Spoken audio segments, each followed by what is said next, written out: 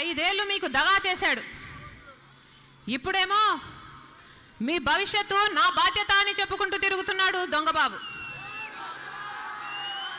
ఈ గత 5 ఏళ్ళు మీ భవిష్యత్తు ఆయన బాధ్యత కాదా? ఆయన కొడుకుకొక్కడికే ఆయన బాధ్యత.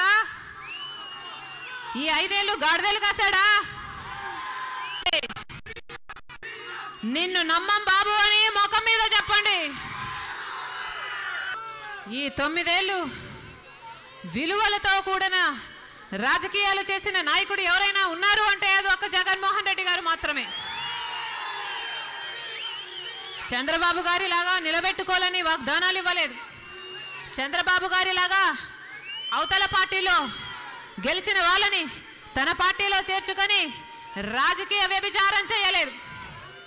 ఈ 9 ఏళ్ళు ప్రజలకు వచ్చిన ప్రతి కష్టంలోనూ ప్రజల తరఫున నిలబడి పోరాటం చేశాడు జగన్మోహన్ రెడ్డి గారు. 3600 కిలోమీటర్లు పాదయాత్ర చేశాడు. కోట్ల మంది ప్రజలను కలుసుకున్నాడు.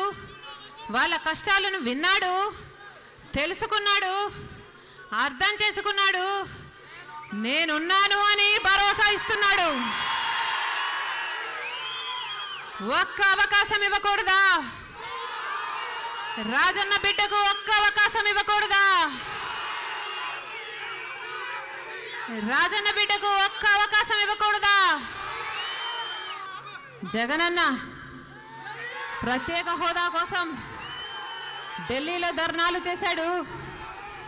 ఆంధ్ర రాష్ట్రంలో రోజుల తడబడి నిరాహార దీక్షలు చేశాడు. ప్రతి జిల్లాలో యువబేరీ పెట్టి యువతలను జాగృతం చేశాడు.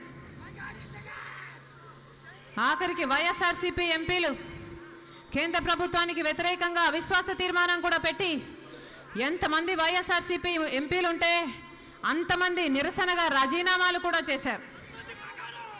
జగనన్న ఇంతగా ఊరూరు తిరిగి ప్రత్యేక హోదా కోసం పోరాడుండకపోతే ఈరోజు చంద్రబాబు గారి నోట ప్రత్యేక హోదా కావాలి అన్న మాట వచ్చుండేదా? హోదా వద్దు, ప్యాకేజీ ముద్దు అన్న చంద్రబాబు గారిని యూటర్న్ తీసుకునేలా చేసింది జగన్మోహన్ రెడ్డి గారు కాదా?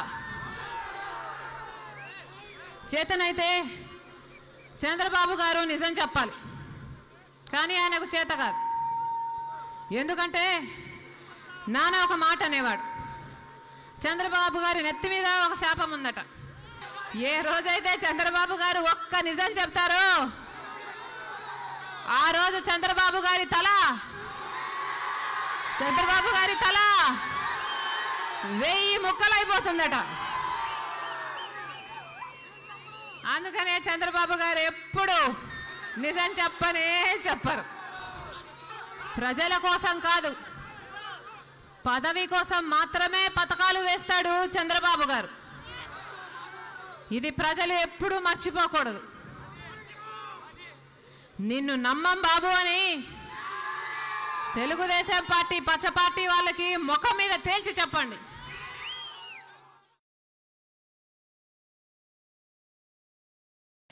Please subscribe the Janahitam TV